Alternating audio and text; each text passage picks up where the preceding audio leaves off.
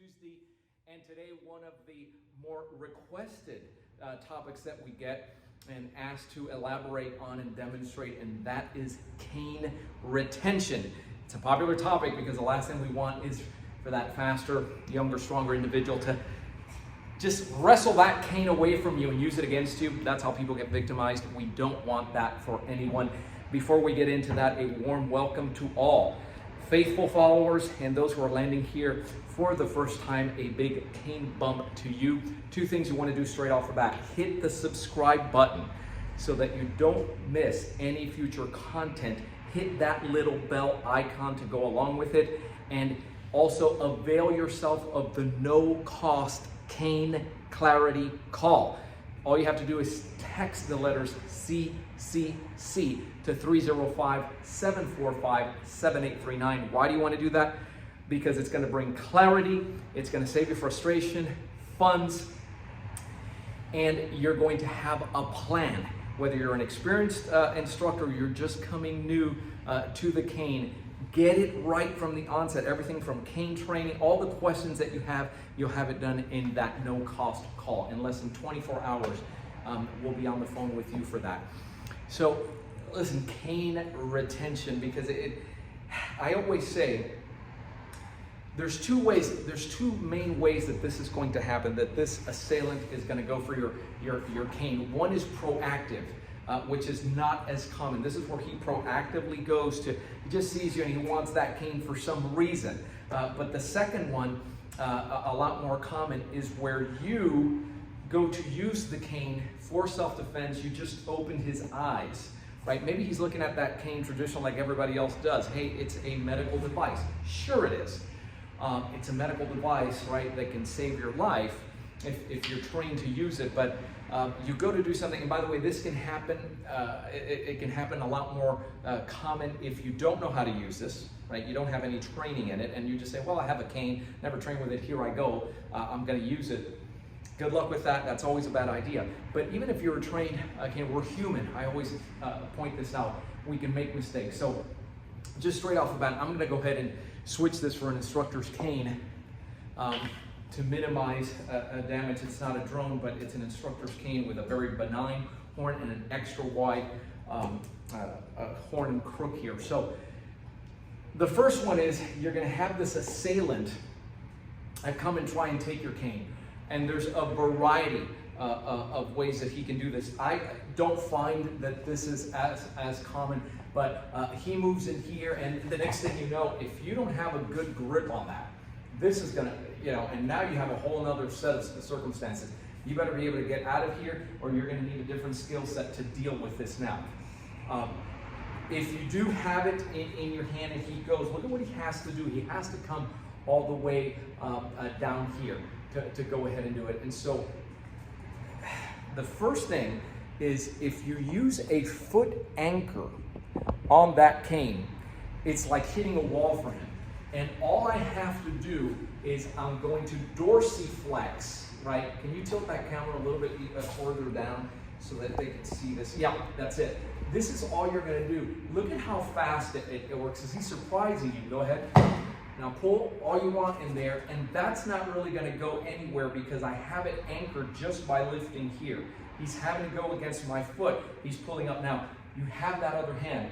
My suggestion is you immediately go to what's closest to the brain, and that's gonna be this whole area here. So you're clawing at the eyes and the nose to create that space and come back. But a foot anchor will certainly help. It's like hitting a wall in there. If you weren't quick enough and he does pick this up, you're still, as he pulls, you can bring it back. As he pulls, you're gonna go ahead and go right back into there, and then there's that series of principles where you are cutting towards the midline, and I'll explain what that means here. This is the second, this way, which is him being reactive to something you're doing. The way you get in trouble with this is, number one, is you're making it real easy for him to see the shots coming. And I've explained in other segments this before. Either you're telegraphing and he can see this coming from a mile away because you don't have the training, your adrenaline takes over, it's an impact tool and here you go, right? You're swinging this like a baseball bat and he can just see this coming. And I always point out, always consider he's younger, strong, he's got the reflexes, boom, there he goes, and he's stopping you from a mile away. Once he does that, he just anchors that cane now, and now you're finding yourself in this. Look at how much of that cane he has versus you're over here. Right, he steps back hard, boom, and there it goes. That's one situation. The other one is you're using against strikes within his range, within his guard zone, right? So what I call the Hokey Pokey strikes, and you're going to come in here, and there he goes. And a lot of this, right? Oh my gosh, with one hand, really, really bad. Okay, you gotta go now. Yeah, no, I get it. He's making a point. Anything you're coming in here through the midline may not be enough to stop him. Right, so how does he stop that groin shot? All he has to do is with a quick cover come in a little bit. He does this, right? Even if you do hit him, look at how close it is. So if we're gonna use, I'm always in favor of the strikes he doesn't see coming, because if I'm here, this is very difficult to stop to the shins.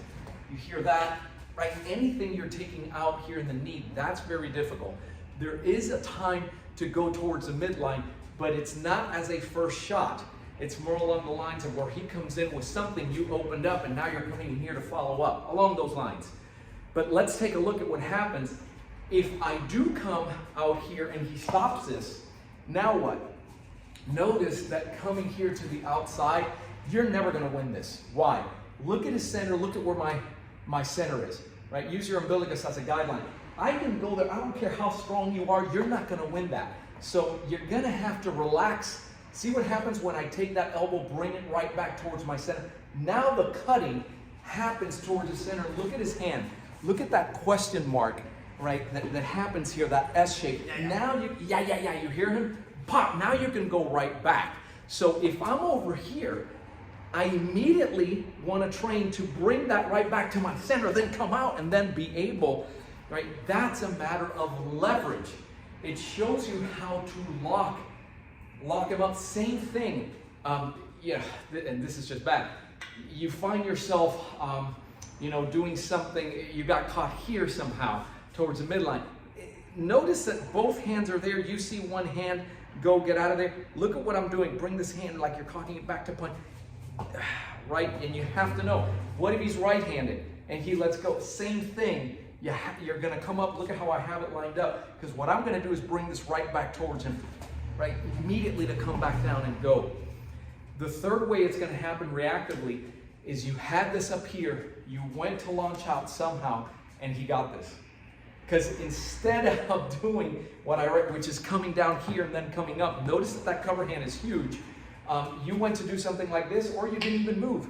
You just brought it up and he lunged in at you. Same situation. What I'm not going to do is get into the tug of war with this guy. Because guess who's going to win? Whoever's stronger, faster. So here comes the alignment again. He pulls back, there's my alignment. Look at what happens to the wrist when you do that. Look at that lock, and it starts bringing him down, right? You feeling that? Right? You see he's tapping with the foot right now, right? You step out of there, you can follow it. That ACB uppercut to crack and go ahead, but that's essentially it. This is what you're looking at. Either he's going to be proactive, less common that you're just sitting there, you have a foot anchor to go ahead and jam him, or you went to do something. He saw it coming from a mile away and he stopped you. The idea is, you need this training because we're all human, we all make mistakes. But boy, it's better if I don't have to get into that mess in the first place by using proper shots away from his field of vision, the one he can't stop, and targeting properly, keeping in mind that it's an impact tool.